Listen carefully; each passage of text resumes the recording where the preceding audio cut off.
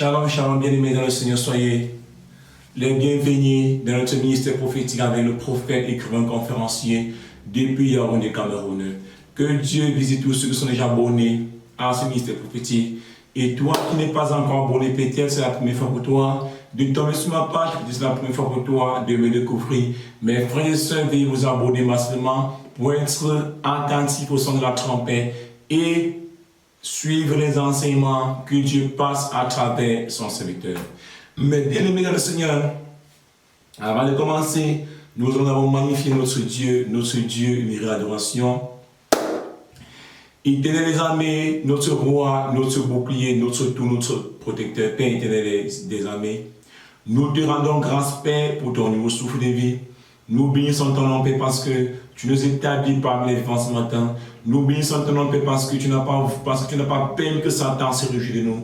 Nous bénissons ton nom, Père, parce que tu n'as pas permis que les démons familiaux se réjouissent de nous. Nous bénissons ton nom, Père, parce que, Père, tu ne permets pas que les hôtels familiales se réjouissent de nous, Père. Voilà pourquoi, Père, nous te magnifions, nous te louons, nous te livrons, nous t'exaltons, Père, parce que tu es le premier, tu es le dernier, tu es le commencement, tu es la fin.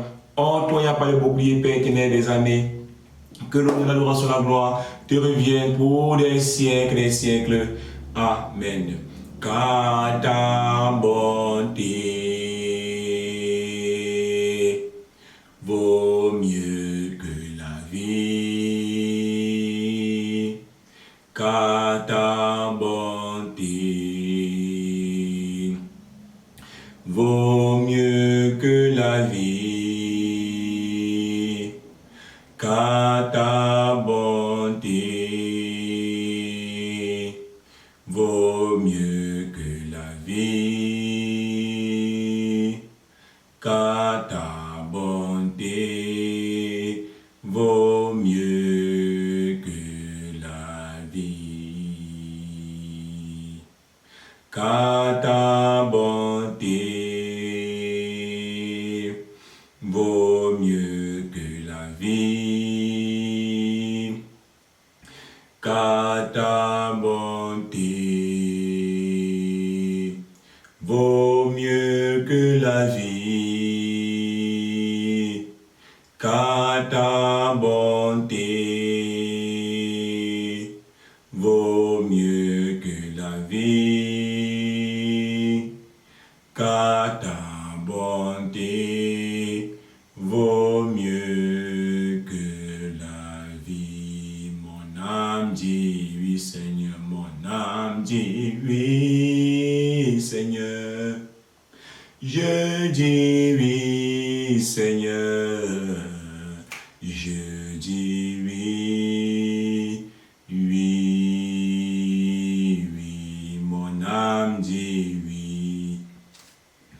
Bien-aimé dans le Seigneur, la bonté de l'Éternel vaut mieux que la vie. La bonté de Jésus-Christ de Nazareth vaut mieux que la vie. Moi, j'étais perdu, j'étais égaré. J'avais le ticket de l'enfer en main.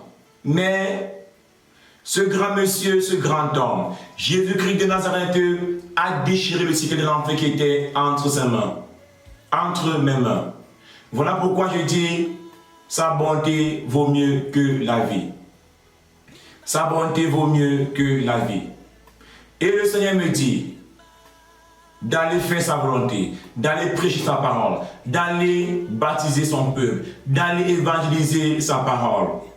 Frères et sœurs, je ne vis plus pour moi, je vis pour Jésus-Christ de Nazareth. Je ne vis plus pour moi, je vis pour l'évangile.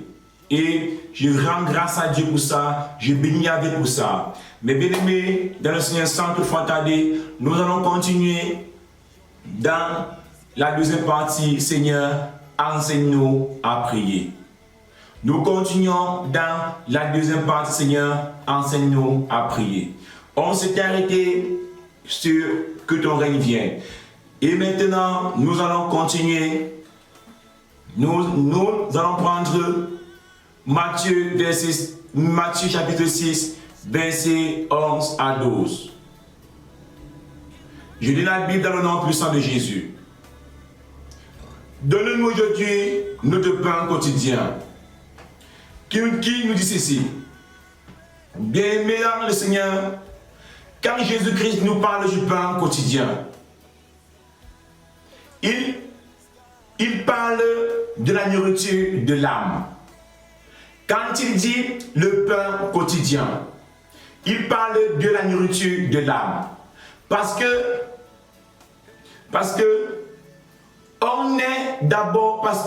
on reçoit d'abord le pain spirituel avant de recevoir le pain physique. On reçoit d'abord de l'eau spirituelle avant de recevoir de l'eau physique. Si tu ne reçois pas le pain spirituel, tu ne recevras pas le pain physique. On reçoit d'abord le pain spirituel. Et le pain spirituel, c'est la parole de Dieu. C'est la nourriture de l'âme. Il faudra que ton âme soit d'abord rassasiée sur le plan spirituel.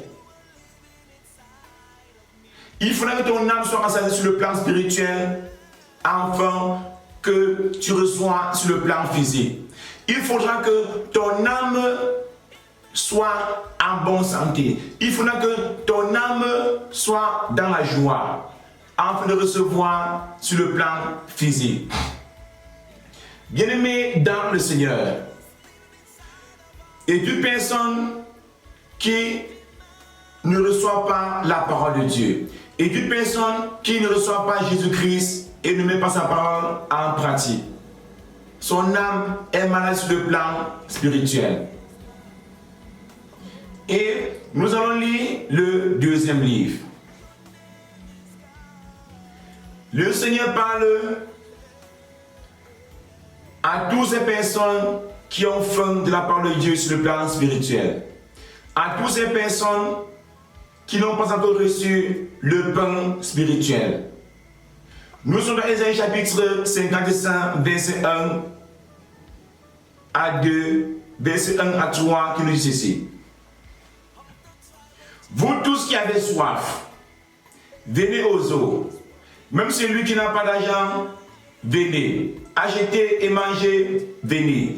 Achetez du vin et du lait, sans argent, sans rien payer. Là, le Seigneur Jésus nous dit, toutes ces personnes qui ont pain, toutes ces personnes qui ont faim du pain, toutes ces personnes qui manquent la nourriture, venez acheter du pain sans rien payer. Et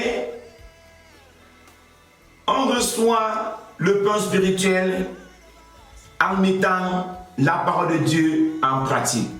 On reçoit la nourriture spirituelle en mettant la parole de Dieu en pratique. Et quand nous continuons dans le verset 2, pourquoi pensez-vous de l'argent pour ce qui ne nourrit pas? Pourquoi travaillez-vous pour ce qui ne rassasie pas? Écoutez-moi donc, et vous mangerez ce qui est bon. Le Seigneur dit que écoutez-moi donc, et vous mangerez ce qui est bon. Quand il dit écoutez-moi, mettez ma parole en pratique. Mettez ma parole en pratique. Et vous mangerez ce qui est bon. Et votre âme se dilatera de mets succulents.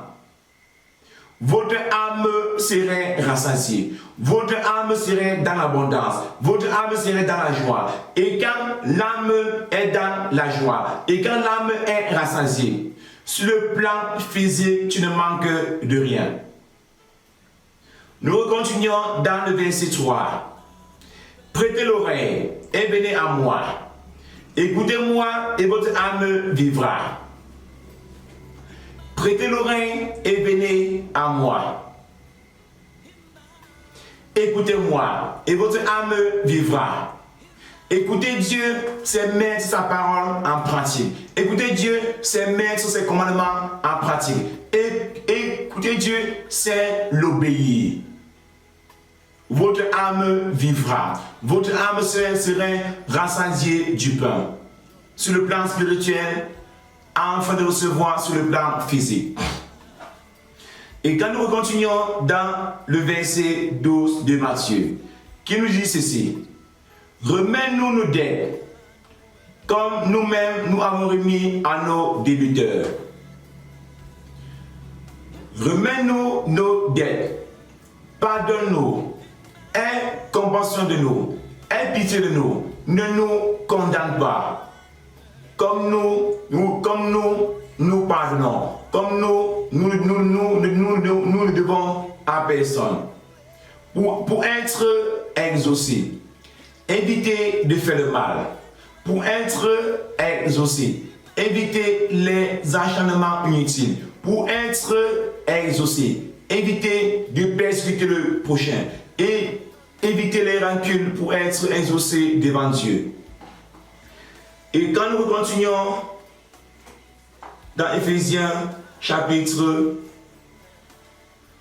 4, verset 31 à 32, qui nous dit ceci: que toute amertume, toute animosité, toute colère, toute clameur, toute calomnie et toute espèce de méchanceté disparaissent du milieu de vous.